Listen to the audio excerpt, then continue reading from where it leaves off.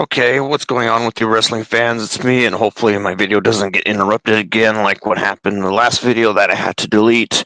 So anyway, okay, the thing about I think WWE's NXT is that it continued to, build toward the brand's final premium live event of the year, which is called Deadline and stuff, which is supposed to happen.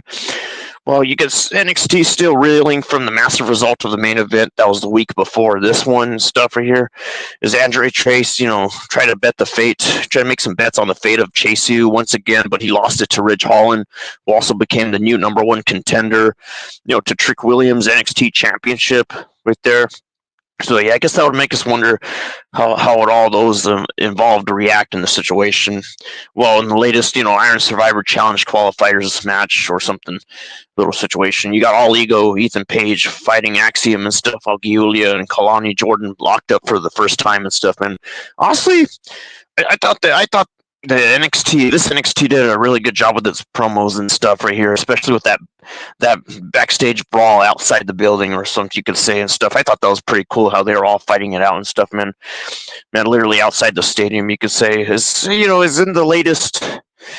No, not that. Well, not only in the latest Iron Survivor Challenge qualifiers thing, you got Fallon Henley defending the Women's North American Championship against Tatum Paxley and stuff as Tony D'Angelo, put the North American Championship on the line against Shawn Spears and stuff, as this was set to be a loaded night of action for NXT that would continue to build to an exciting deadline on December 7th, which is when Deadline's going to happen, you could say, and stuff right here, man. I thought, and because honestly, okay, I thought they did a good job with the promos in this NXT. I thought they did, because especially with the, that little argument that Nikkita Lyons had at that table and stuff right there about that guy calling the other lady first and all that stuff. Anyway, yeah.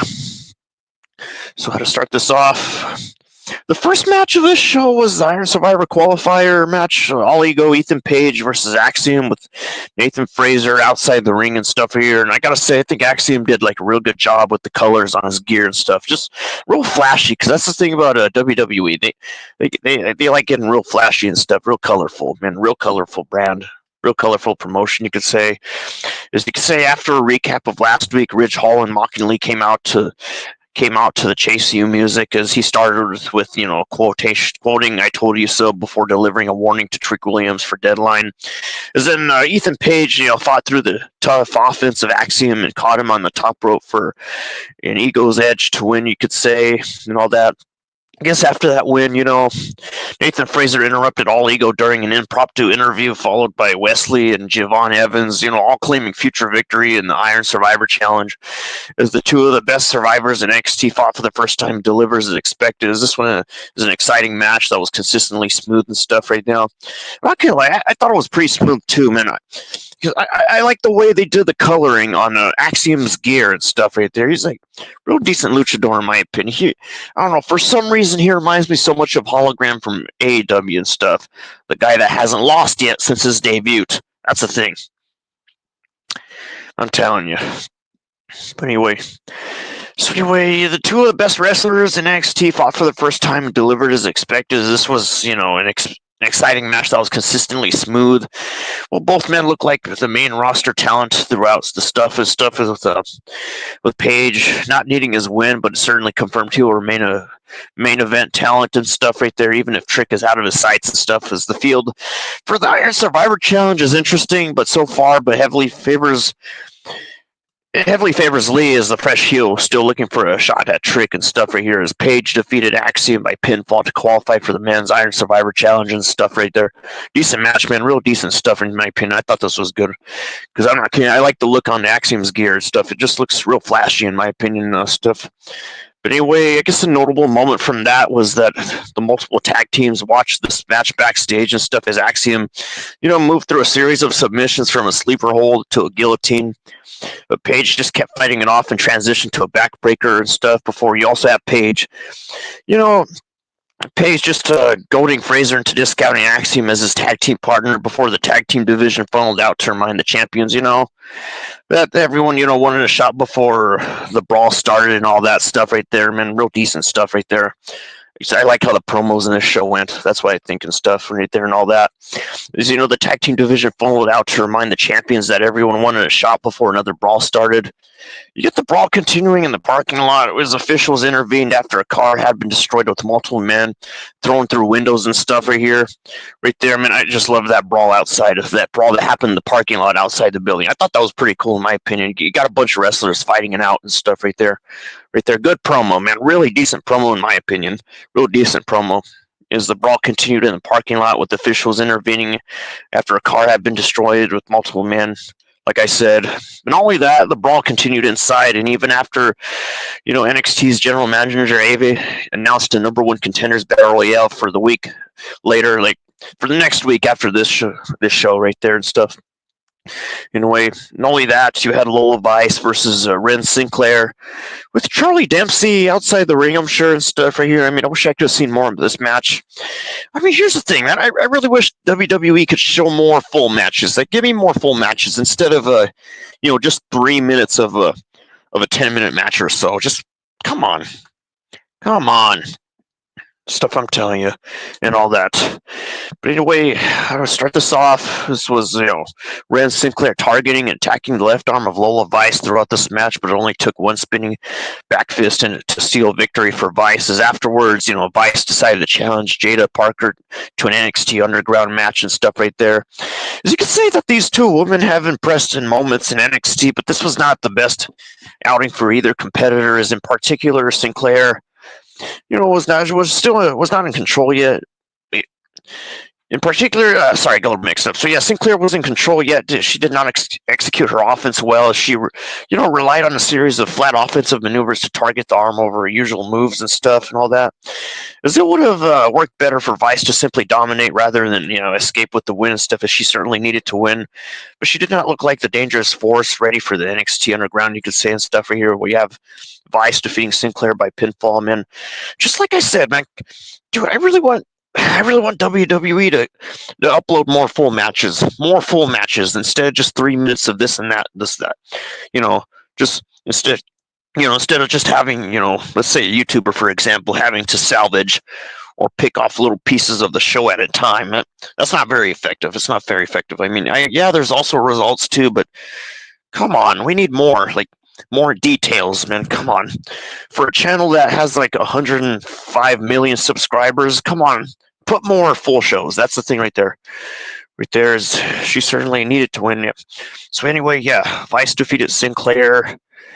And I think in the locker room from there, yeah, Sinclair questioned why Vice was obsessed with Parker, which did not sit well with Vice. Setting up a match right there as Dempsey was again the sole member of the No Quarter Catch crew in Sinclair's corner and stuff. Well, being backstage, you get Ashanti the Adonis admitting he texted Nikkita Lyons because he texted everyone, which he did not sit well with Carmen Petrovic. Yeah, that's the thing right there. Nikkita Lyons and Carmen Petrovic had a little beef going on at that table and stuff, which I thought was pretty cool and stuff. Just like what happened outside the building and all that. Yeah, as you get the North American Championship, Tony D'Angelo versus Shawn Spears and stuff, another women's match right there. Where you have Shawn Spears immediately going after the injured left knee of Tony D'Angelo, despite the best efforts of the chairman, though. Yeah, you could say the Dawn picked up the victory with a spine buster, as afterwards Spears, Brooks, Jensen, and the third man, Nico, destroyed D'Angelo and stuff in the process. As Adriana Rizzo looked on helpless and stuff right there and all that. So I guess some would say that this wasn't the most exciting match to watch. Well, you could say the Dawn did a great job selling his knee becoming a bigger issue throughout. Right there, however, Spears just never pushed the pace right there. So the finish came out of nowhere, as there was no point that the chairman just came off as a real threat to win and stuff right there. Not exactly at all. I guess perhaps the two were holding back for rematch, but the expectations for this rivalry are low based on early results, I guess to say. We have Tony D'Angelo defeating Spears, to retain the NXT North American Championship and stuff right there, and all that. Yeah, and that's what happened right there. So anyway, what else happened? Backstage we also had D'Angelo telling Rizzo that the rest of the family was busy with business and stuff, and would not come out of for this contest. He would not come out for the contest and stuff. Right there's Jensen praised Spears' perfect strategy to get a title match. His chairman entered with his chair and had a unique red mask in the process. Right there in the process, and all that stuff right there. And here we got another women's match right here. Giulia and Kalani Jordan, the Iron Survivor qualifier for the women. So anyway, you got Kalani Jordan, bringing the fight to Giulia. You could say the so-called the beautiful Mattis was more experienced than her opponent. I guess the Northern Lights bomb sealed the victory right there. Is also backstage afterwards, and Ava announced announced the last chance fatal four-way match between the men and the women who failed to qualify to determine the final entrance for the Nine Survivor Challenge. Right there was a thing. I'm gonna tell you. Yeah, that's what happened right there. You got Jordan and Giulia wrestling like this was a main event struggle, getting scrappier than the typical Jordan match, you could say, and all that stuff. It was nice to see Lanny show a different side of her work in a unique match, you could say, and all that. As in fact, for stretches, she leaned heel, even delivering a glare to Giulia post-match and stuff, as this could be a tease that goes nowhere, but it could also set up an interesting test for the former champion in the fresh role. So yeah, that was the thing right there and stuff and all that. So yep, anyway, another thing to bring up is that Jordan was most likely the woman to win the last chance qualifier, but I think if she did lose on top of failing to recapture the Women's North American Championship, she might turn on the newcomers to the brand and stuff, as Giulia remains one of NXT's best signings and should be the favorite to win the Iron Survivor Challenge, as though that is much more competitive with so many fresh opponents for Roxanne Perez and stuff right there. So yep, you have it right there. Giulia defeated Jordan by pinfall to qualify for the Women's Iron Survivor Challenge and stuff right there and all that. As you can say, there was a show of respect breaking down quickly with both looking for a quick win, you could say, as Giulia countered the first split leg moonsault by slipping outside and grabbing her rival's leg and stuff, as she countered the second into a triangle choke that Giulia held for over a minute until Jordan, turned into a powerbomb, you could say, as the Prodigy watched closely backstage and stuff, man. Real interesting stuff, man. I gotta say, man, I gotta say that NXT really did a good job with their promos, man. I like their promos and stuff. That little argument at the table and the little brawl backstage, like I brought up earlier and stuff, man. Just fantastic, just decent and really decent stuff, man. Just if only WWE could show us more full matches instead of just one little bit after a time. My goodness, gosh, come on. I mean, honestly. Oh, I would have expected a YouTube channel with 105 million subscribers to show us more full matches. I would have expected that, to be honest. I'm telling you. So what else we had? Oh yeah, Eric Bischoff promising to bring controversy to Trick Williams and Ridge Holland's match right there. Yep, that's the thing about Eric Bischoff. He's a real important figure in the wrestling community. He's been at the business for a long time. Very long time. That's the thing, because Eric, he's been at it for a while. He's a really important figure. He was even mentioned in MLW, the Eric Bischoff one-way match or something. That's supposed to happen in MLW. That's the thing right there. But anyway, yeah, that's what's going on. So you got Trick Williams promising that Ridge Holland would not win the NXT Championship because it would mean the end of the brand and stuff. Not literally. I call BS on that. That's not gonna. I wouldn't really call that the end of the brand or something right there. But when you get Holland saying that he did not care if NXT was destroyed and stuff right there, because I mean that's some fighting words right there. That's some fighting words, I'm telling you. As you get Eric Bischoff just interrupting VIA Satellite to advise both men that he would be at NXT next week and would still stir the pot between them even more and stuff right there and all that. I mean, there's not that many people. There is not that many people who could work with both MLW and WWE. Because, yeah, Eric Bischoff seems to be working two of those promotions at the same time. Because we got Eric Bischoff right here, and he was also shown in the MLW's One Way, which is supposed to happen and stuff, and that's the thing right there. So anyway, you could say this was an odd escalation tactic for Trick versus Holland after already sacrificing Chase U to get the ladder over. As the former Raw GM has no clear reason to get involved beyond being a man who causes controversy, you could say. Is this it was sort of a difficult situation to grade it as well for some people who do website results and stuff with there, as it will all come down to next week after this show and stuff, where Bischoff and more stakes happen to a personal title match where he will be a distraction from a clear story, which some people think it could go either way, but it's certainly a greater gamble than just letting Trick and Holland tell their story over the next week. As we also have backstage Ava taking an inverted shot in the Team Chaos when Eddie at the rope tried to talk to her again, and Shawn Michaels threatened the rope and told him to leave right there and stuff right there. I'm telling you, man, it's nice that they still have Shawn Michaels around. It's cool that he's still involved with the business, because Shawn Michaels, he's a classic. He's been at the business for a long time as well. He's one of the veterans.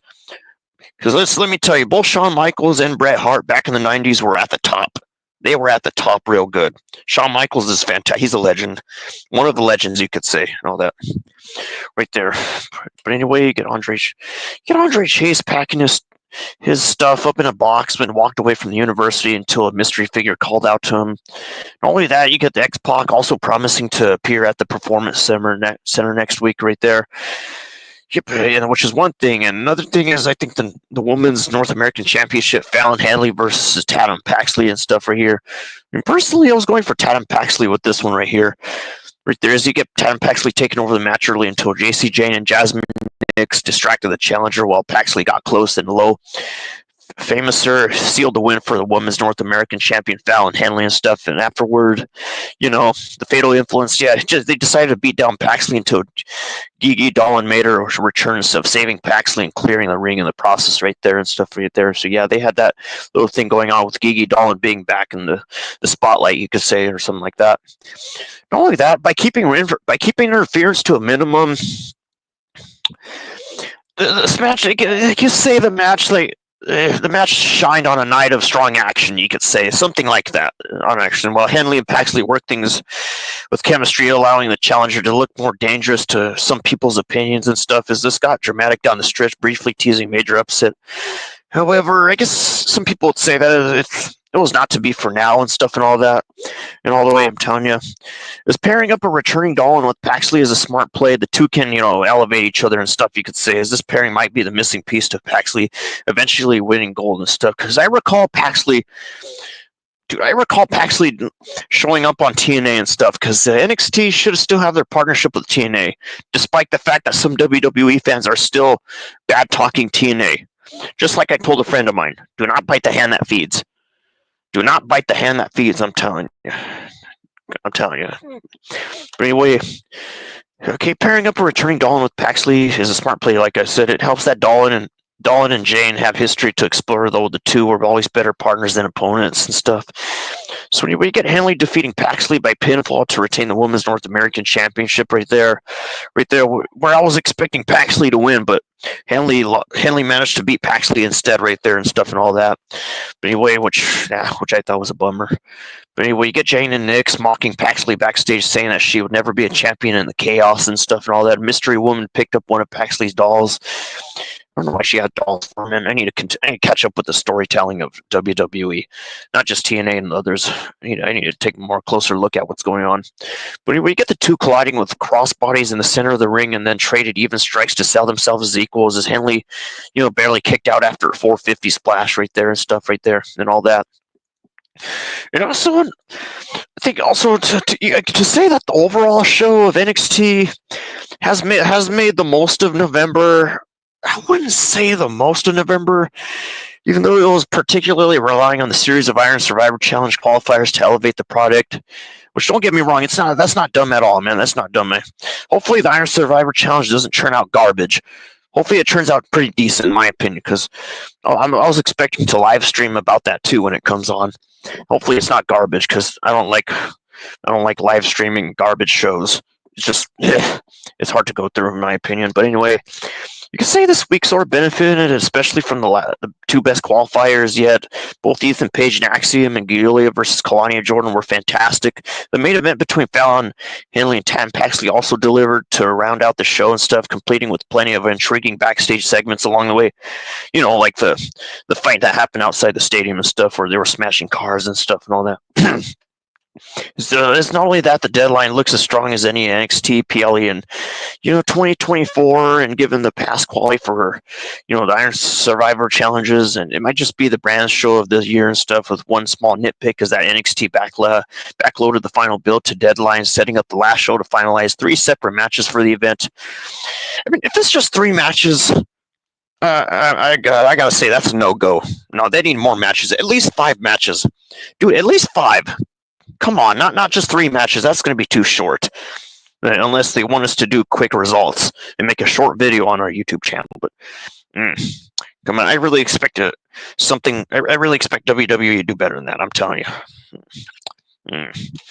Okay. But anyway, still, this was, I guess, it was a consistent NXT episode as WWE had delivered since the move to the CW network. Good wrestling and consistent story development and a winning combination, sort of. I mean, that's what some people would think and stuff right there. Honestly, I feel that needs to get better and stuff right there, because I could see the difference between WWE and other promotions. I could see the difference right there. Not the same at all. Because honestly, I really don't know any other promotions that are entertainment based. All the other ones I'm mostly into are just competition based. That's the thing right there, and all that. So and that's pretty much all I have to give. So that's all the stuff for the show I got to give right now. And just remember, guys, Red Lightning Bow 97 right here, going over wrestling results as usual, and I'm gonna have to end the video right here, man. Hopefully you guys rock out and be there, guys. Rock out and be there. Till next time on the video, or my YouTube channel, you could say stuff. I mean, this NXT, I gotta give 8 out of 10. I gotta give this NXT 8 out of 10. An 8 out of 10 it is. So till next time, guys. The video ends right here. Till next time. I'm giving this a good bye-bye for now.